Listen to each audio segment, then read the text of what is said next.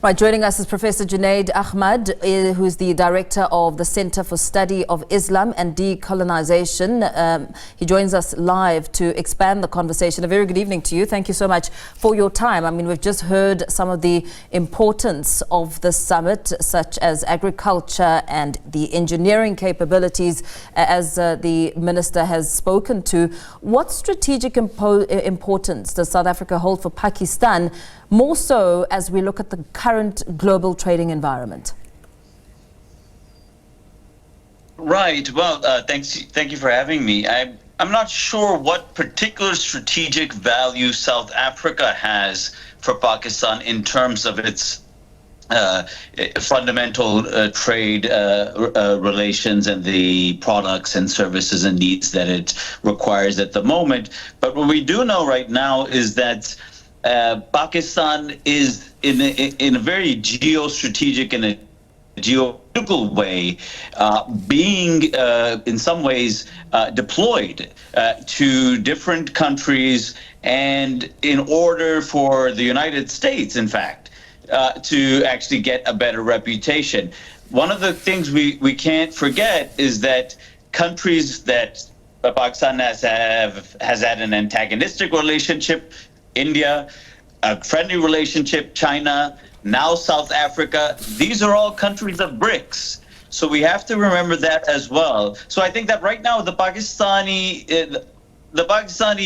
military elite, right now it's effectively the military that's in charge, is putting on a charm offensive not just to South Africa, but a lot of countries in the world to kind of get itself back into the world of nations, whereas though many countries know and many communities around the world know, and Pakistanis living abroad know that the country itself internally is in an abysmal state, not to mention its incredible totalitarian nature in terms of human rights abuses at the moment. I'm glad you mentioned the word reputation, because if we have to bring it closer to home, in South Africa there's been numerous reports of Pakistani nationals allegedly involved in activities that contravene local laws, like operating businesses without licenses, the selling of dangerous counterfeit goods.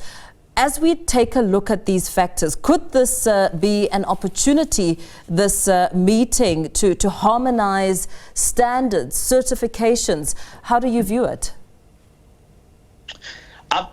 Well, it could be that, but I highly doubt it. I think that what's going on now, and again, this is not very South Africa specific, but I think that under the rubric of trade and investment and all other types of nice types of unbelligerent type of activities, that type of discourse and discussion is being had between Pakistan and many countries of the world, well, several countries of the world now, and of course South Africa is one of the main ones. But it is not meant to actually address these types of, as you have mentioned, the types of kind of fraudulent activity going on, or what type of new massive investment that can actually take place that can benefit both countries.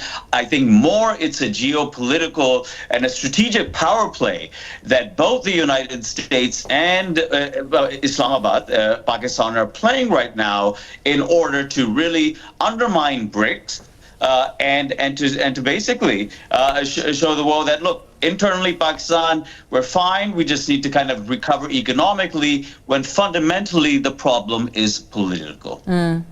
So in terms of expectations, what concrete outcomes or perhaps agreements can come out of this two-day summit as it concludes? Well, I think that's it's wonderful that the South Africans have hosted a Pakistani delegation. I think that in any other circumstance in the history of the country of Pakistan, we'd be super enthusiastic and excited by a Pakistani delegation finally going to parts of the world that it never goes to. Its own kind of West toxicate itself has always landed Pakistani delegations in Europe and the US. So we, in normal circumstances, we'd be very happy in these types of trade relations. But most of us are incredibly skeptical of the actual agenda of what's going on here. Is it really for economic development and partnership, or is it more so to politically pacify South Africa and other countries in their criticisms of what the Pakistani government is doing and how Washington is backing that? Yeah, interesting perspective. Thank you so much for speaking to us, Professor Junaid Ahmad, the director of the Center for the Study of Islam and Decolonization, joining us there to give us a sense of what the finer details could be when it comes to this two-day summit happening with the South African delegations as well as Pakistan officials.